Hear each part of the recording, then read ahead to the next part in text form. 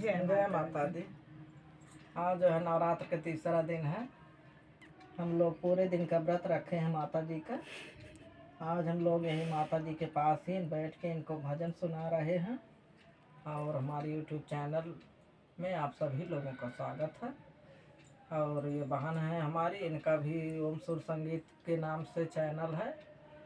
इनकी और हमारी वीडियो भी आप लोग देखिएगा और हम लोगों के वीडियो को लाइक करिएगा, शेयर करिएगा, कमेंट करके बताइएगा कि ये गीत कैसा लगा। अगर मेरे चैनल पर नए हो तो सब्सक्राइब भी कर लीजिएगा और बताइएगा कि कैसे जो है गाना ज़रूर बताइएगा कि कैसा लगा। अच्छा लगेगा तो भी बताइएगा, ना अच्छा लगे तो भी बताइएगा। जय माता दी। जय माता दी। हथवा में लेके तलवरिया गजब कई दिहलू ए मैया।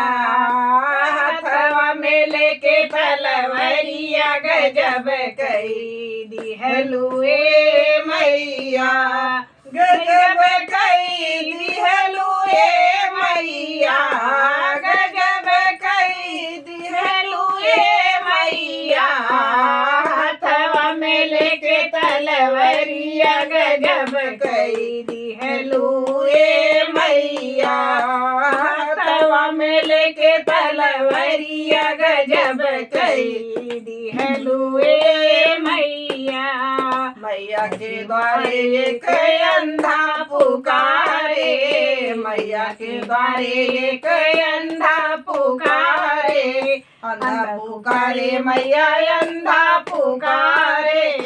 अंधा पुकारे मैया, अंधा पुकारे। अंधे को नैना दई दिहलू बड़ा निक कैलू ए मैया। अंधे को नैना दई दिहलू बड़ा निक कैलू ए मैया। हथवा में लेके तलवरिया गजब कई दिहलू ए मैया। गजब कई दिहलू ए मैया। गजब कई दिहलू ए मैया। हथवा में लेके तलवरिया गजब कई दिहलू ए मैया। मैया के द्वारे एक कोढ़ी पुकारे। मैया के द्वारे एक कोढ़ी पुकारे।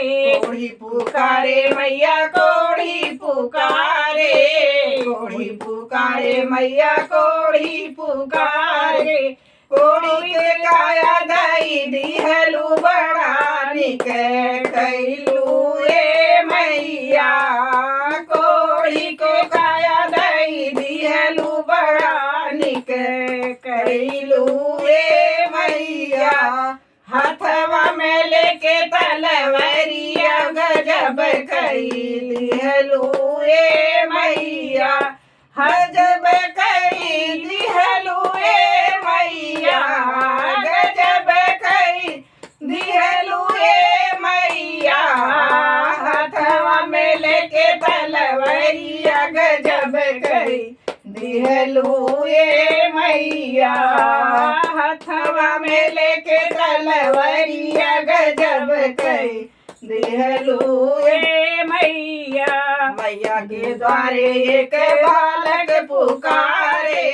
मैया के द्वारे एक बालक पुकारे। बालक पुकारे मैया, बालक पुकारे। बालक पुकारे मैया, बालक पुकारे। बालक को विद्या दई दिहलू बड़ा निक कैलू ए मैया। बालक विद्या दई दिहलू बड़ा निक कैलू ए मैया। हथवा में लेके तलवरिया गजब कई दिहलू ए मैया। गजब कई दिहलू ए मैया। गजब कई दिहलू ए मैया। हथवा में लेके तलवरिया गजब कई दिहलू ए मैया। मैया के द्वारे एक बालन पुकारे। मैया के द्वारे एक बाझन पुकारे, बाझिन पुकारे मैया बाझिन पुकारे।